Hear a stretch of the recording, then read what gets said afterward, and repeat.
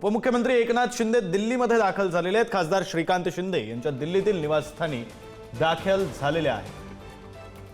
वकिलांची एकनाथ शिंदेंसोबत बैठक होणार असल्याची माहिती आहे। वकील श्रीकांत शिंदेंच्या निवासस्थानी दाखल झाले।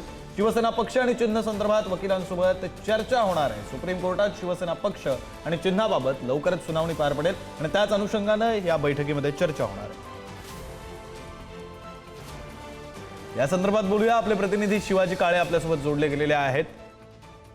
शिवाजी, महत्त्वाची बैठक पार पडते, काय नेमकं या बैठकीच्या मागचा हेतू नेमका काय सांगताय?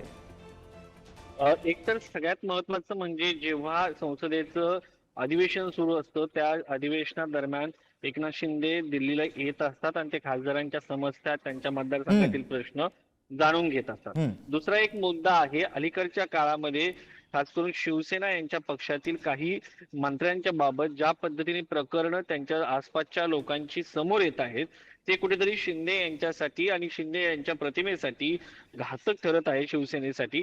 आणि प्रतिमा मलिन केली जात आहे का, हे जाणून बुजून केलं जात आहे का, तपास यंत्रणांकडनं त्रास दिला जात आहे का, असा प्रश्न खासगीमध्ये शिवसेनेचे नेते उपस्थित करताना पाहायला मिळतात। त्यामुळे या सगळ्याच्या प्रश्नावरती ते कदाचित आज रात्री अमित शहा यांची भेट घेण्याची शक्यता आहे।